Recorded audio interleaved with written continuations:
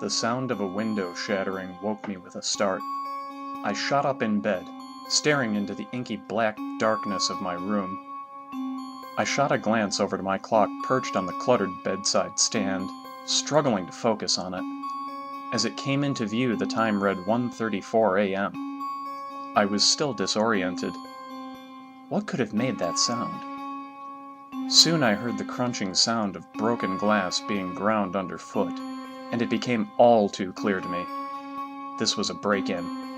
I had an intruder in my home, and my extremities went numb with the shock of realizing it. In an instant, I knew what I had to do. I had to make it to my master panic button in the attic, and I had to do it before this intruder made it to Jenny. I rolled out of bed and started to make my way to the door. My heart was thumping so hard I could hear it like a cannon shot in my head, and feel it thumping in my chest like a steady drumbeat. My ears were flush and throbbing with the rush of blood, and I struggled to silence the deep wail of my breaths. I headed to my bedroom door to make it to the hallway and head up the attic stairs. I turned the doorknob as quickly as silence would allow, and every slight scrape of metal and machinery in the mechanism screeched in my ears like a banshee as I hoped and prayed I wouldn't give away my position to the intruder. The crunching and grinding of the glass diminished as the intruder moved away from the debris pile on the floor and began to explore the living room. I knew I had to move fast. Jenny's room, like mine, was just in the adjacent hallway, and it would not take him long to reach it.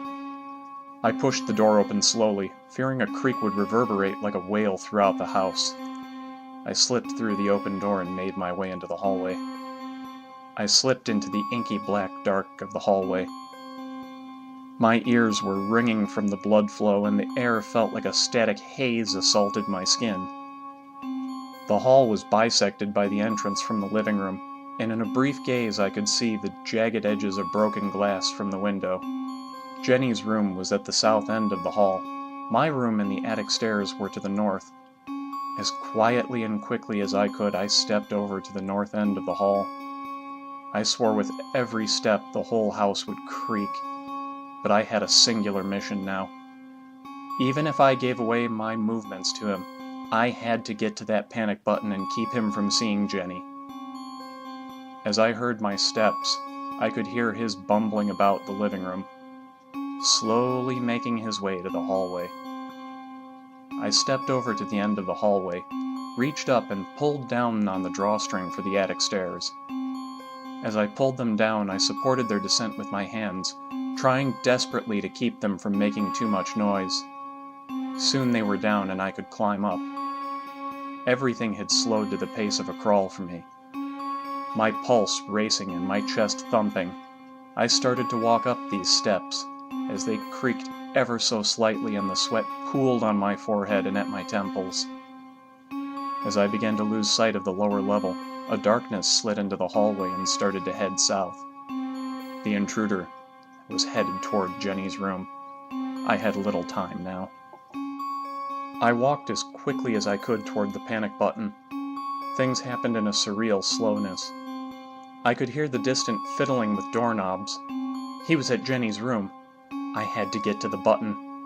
I strode over now toward the button with little in the way of regard for the creaking and thump of my steps. A door below creaked open.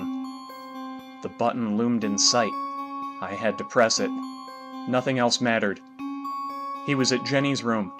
This was my last chance. I heard a voice from below. "What the fuck?" I slammed my hand down on the button. Motors whirred to life as the metal shutters rapidly descended over the windows, and the electronic locks on the door engaged. "Shit! Shit!"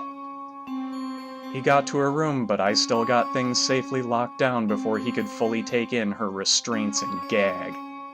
I could hear his footsteps running below and slamming on the front door in a futile attempt to escape. I grabbed my shotgun and handcuffs. I was so tired of Jenny at this point. Daddy had a new toy in the house, and it was time to play.